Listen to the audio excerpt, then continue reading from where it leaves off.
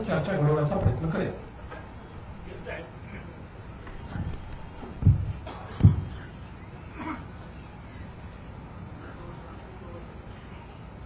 उद्यापासून हिवाळी अधिवेशन सुरू होते. आपल्या सगळ्यांचं मनापासून स्वागत. मुख्यमंत्री महोदयांनी अतिशय विस्तृतपणे अधिवेशनासंदर्भात विरोधी पक्षाच्या संदर्भात आपल्या समोर चर्चा केली आहे. महायुती सरकारच्या जो कार्यकाळ आहे 3.5 वर्ष होत आहे आणि आमच्या दुसऱ्या इनिंगला काल परवाच 1 वर्ष देखील झाली आणि दुसऱ्या इनिंगचं आपलं हे दुसरं हिवाळी अधिवेशन आहे. त्यामुळे आपल्या सगळ्यांचं पुन्हा एकदा स्वागत करतो. कालावधी कमी असला तरी सुद्धा विदर्भातल्या प्रश्नांना न्याय मिळाला पाहिजे अशी शासनाची भूमिका आहे आणि विदर्भाच्या प्रश्नांवर आता जसं मुख्यमंत्री महोदयांनी सांगितलं की विरोधकांनी चर्चा खरी म्हणजे विदर्भाच्यावर घडवली पाहिजे, परंतु सत्ताधारी पक्ष मात्र विदर्भातल्या अधिवेशनामध्ये विदर्भाच्या प्रश्नांना, समस्यांना, विकासाला न्याय देईल आणि चहापानावर तर त्यांचा जो काही बहिष्कार तो त्यांनी प्रोटोकॉल मेंटेन ठेवलेला आहे बहिष्कार घालण्याचा. त्याबद्दल मी काय बोलू इच्छित नाही, पण एकंदरीत गेल्या आमच्या पहिल्या महायुतीच्या इनिंग मध्ये विरोधक फार जोरात होते. रोज तिकडे आंदोलन, अधिवेशनात, पायऱ्यांवर, सभागृहात कमी, पण बाहेर त्यांना आंदोलन करणं आणि तुम्ही सगळं त्यांचं टिप्पण करत होते, त्याच्यामध्ये आनंद मानत होते. ते आमची एवढीच भूमिका आहे की अधिवेशन हे लोकांच्या, जनतेच्या प्रश्नांना न्याय देण्यासाठी, वाचा फोडण्यासाठी आणि सरकारकडून न्याय मिळवून घेण्यासाठी असतं. परंतु विरोधकांना त्याच्यामध्ये काही स्वारस्य राहिलेलं नाही आणि त्यांना फक्त पायऱ्यांवर स्टंट करण्यामध्ये धन्यता ते मानतात. मी एवढंच सांगेन की यावेळचा विरोधी पक्ष अतिशय निष्प्रभ दिसतोय. म्हणजे त्यांची परिस्थिती, जे मी काय कोणाला कमी लेखत नाही, मी कोणाला अशी टीका करत नाही, परंतु अतिशय जी काही अवस्था आहे ती आपण पाहतोय. आणि झालेल्या निवडणुकांमध्ये देखील पत्रकारांनीच विचारलं की महाविकास आघाडीचे कुठे आहे. आपणच होतो, फिरत होतो ना सगळीकडे प्रचारामध्ये, पण म्हणजे नेते सगळे आपल्या घरात होते आणि कार्यकर्ते आपले सगळे वाऱ्यावर होते. कार्यकर्त्यांची निवडणूक होती आणि निवडणूक आयोग, कोर्ट याला नेहमी दूषणं देणारे, खरं म्हणजे ही निवडणुकीची मतमोजणी पुढे गेली, त्यामुळे तरी त्यांनी त्यांना धन्यवाद दिले पाहिजे निवडणूक आयोग, कोर्टाला. नाहीतर अशी परिस्थिती असती की अधिवेशनामध्ये फार वाईट परिस्थिती झाली असती. कारण महायुती, आम्ही काही ठिकाणी एकत्र लढलो, काही ठिकाणी वेगवेगळे लढलो, मैत्रीपूर्ण निवडणूक झाली आणि महायुतीला जवळपास 70-75% त्याहीपेक्षा जास्तीचं यश मिळेल अशी परिस्थिती राज्यामध्ये. काय मीही फिरलो, देवेंद्रजी, अजितदादाही फिरले, त्यामुळे मी जिकडे जिकडे फिरलो तिथली परिस्थिती अशी आहे. आणि म्हणून विरोधी पक्ष या ठिकाणी या अधिवेशनामध्ये किती विदर्भाचे प्रश्न उपस्थित करतोय माहीत नाही, परंतु आमची सरकारची पूर्णपणे तयारी आहे. यामध्ये शेतकऱ्यांचे प्रश्न असतील, सिंचनाचे प्रश्न असतील, आरोग्य, बेरोजगारी, या सर्व प्रश्नांवर या ठिकाणी त्यांनी चर्चा उपस्थित करावी. सरकार पूर्णपणे त्यांच्या चर्चेला उत्तर देईल. जरी विरोधी पक्ष संख्येने कमी असला तरी सुद्धा आम्ही त्यांना अंडर एस्टिमेट नाही करत आणि त्यांना आम्ही गांभीर्यानेच घेऊ. तसं म्हणजे आम्ही लोकशाहीमध्ये विरोधी पक्षाला देखील त्यांचाही मान सन्मान ठेवणारे आहोत. फक्त एकच आहे की लोकांच्या प्रश्न राहिले बाजूला, विरोधी पक्षनेता द्या, विरोधी पक्षनेता का देत नाही, विरोधी पक्षनेता का. मुख्यमंत्र्यांनी सांगितलं होतं की ते अधिकार अध्यक्ष आणि सभापतींचे आहेत, पण जनतेने त्यांना जे काही नाकारलं, छिडकारलं, विरोधी पक्षनेता बनणे एवढे पण संख्याबळ नाही दिलं. त्यांनी आत्मचिंतन, आत्मपरीक्षण केलं पाहिजे. लोकसभेमध्ये पण गेल्या मागच्या वेळेस विरोधी पक्षनेता संख्याबळ नव्हता म्हणून नाही मिळालं, यावेळेस लोकसभेत विरोधी पक्षनेता मिळाला. त्यामुळे त्यांनी प्रयत्न केला पाहिजे पुढच्या वेळेसाठी की विरोधी पक्ष नेते एवढे तरी संख्याबळ कसं मिळतं, संख्याबळ मिळवा आणि कमवा आणि विरोधी पक्ष मिळवा. पण तरी सुद्धा हा अधिकार पूर्णपणे अध्यक्षांचा आणि सभापतींचा आहे.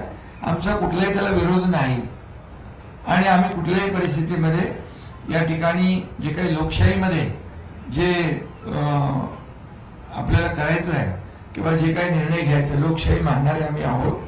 आणि त्यामुळेच 2.5 वर्षामध्ये जे महायुतीने काम केलं त्याची फलश्रुती, विधानसभेच्या झालेल्या निवडणुकीत आम्ही टीम म्हणून काम केलं, त्याची फलश्रुती पाहिली. कारण अनेक जे काही स्पीड ब्रेकर टाकले होते महाविकास आघाडी, ते आम्ही उकडून टाकले, लोकाभिमुख कल्याणकारी योजना केल्या आणि त्यामुळेच या राज्यामध्ये लँडस्लाइड मॅन्डेट मिळालं. देवेंद्रजी आता मुख्यमंत्री आणि आम्ही ते टीम म्हणून काम करतोय.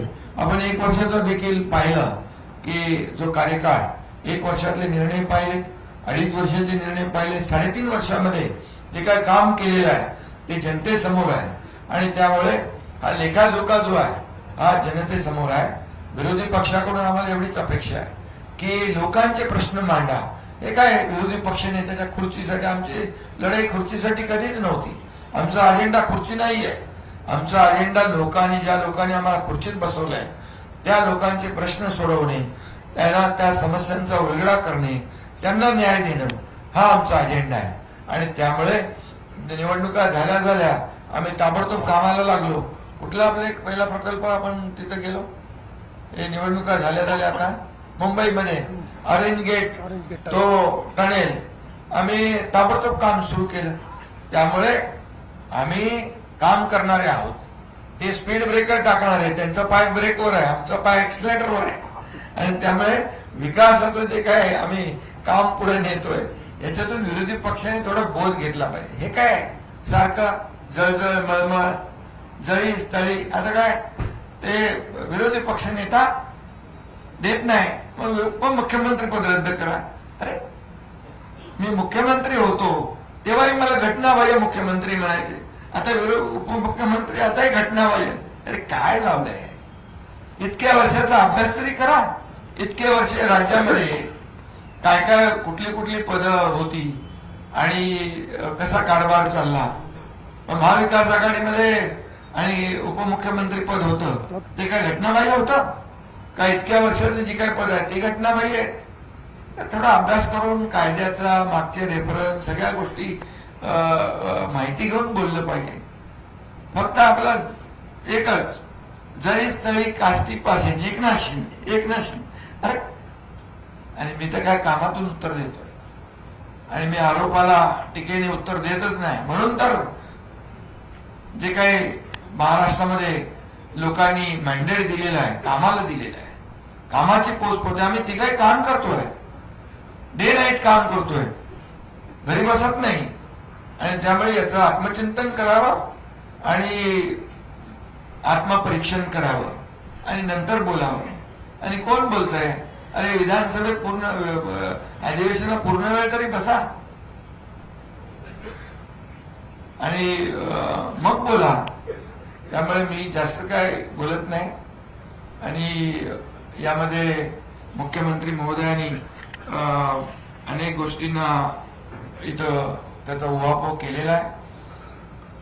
आम्हाला हे अधिवेशन विदर्भात आहे, कमी कालावधी असला तरी सुद्धा त्याच्यात अनेक विधेयक, अनेक या विदर्भासाठी निर्णय सरकार घेणार आहे. बिलकुल सरकार सगळ्या चर्चेला उत्तर द्यायला तयार आहे. विरोधी पक्षाने फक्त सभागृहात येऊन भांडलं पाहिजे आणि फक्त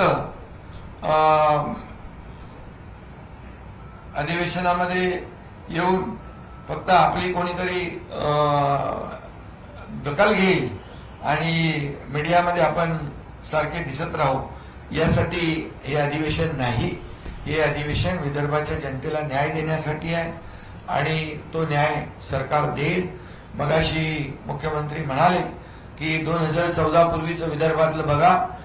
मी तुम्हाला सांगतो, सिंचन प्रकल्प महाविकास आघाडीमध्ये असताना शंभूराज इकडे आहेत, उद्धव ठाकरेंच्या काळात 2 झाले. 2 का 4 प्रकल्पांना सुधारित प्रशासकीय मान्यता दिली आहे आणि आम्ही असताना जवळपास 185 सुधारित प्रशासकीय मान्यता दिलेली आहे. सिंचन प्रकल्पांना फरक बघा, कामामध्ये फरक बघा. हे तर एक उदाहरण आहे, बाकी इतर विभागाचे निर्णय पण बघा. त्यामुळे मला जास्त काय बोलायचं नाही. काय याच्यामध्ये शासनाचं कर्तव्य असतं लोकांना न्याय देणं, या जनतेच्या अपेक्षा पूर्ण करणं, जनतेच्या समस्या सोडवणं आणि मग सर्वसामान्यांचं सरकार म्हणून आम्ही म्हणतो. विकासाला देखील आम्ही चालना देतोय. आज महाराष्ट्र जीडीपी मध्ये नंबर 1 ला आहे, स्टार्टअप मध्ये नंबर 1 ला आहे, परदेशी गुंतवणुकीत नंबर 1 ला आहे, सगळ्या क्षेत्रात नंबर 1 आहे.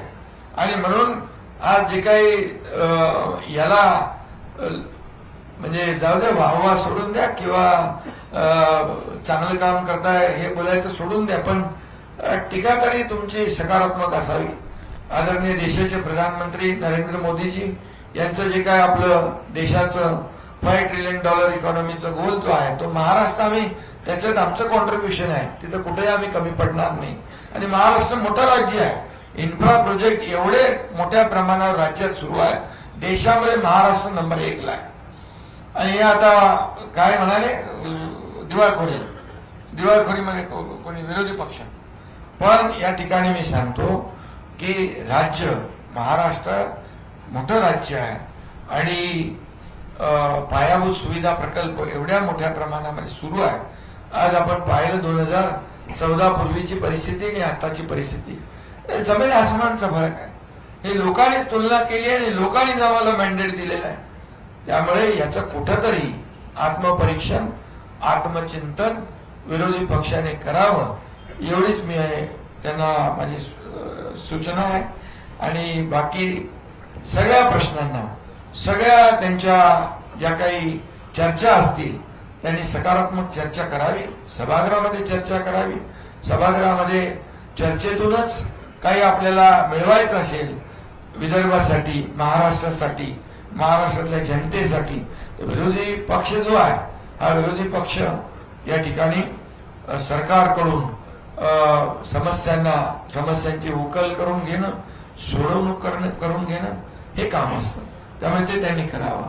आणि आम्ही हे अधिवेशन जे आहे, जे अधिवेशन अतिशय सकारात्मक दृष्टिकोनातून पुढे नेणार आहोत, एवढंच या प्रसंगी मी सांगतो. धन्यवाद.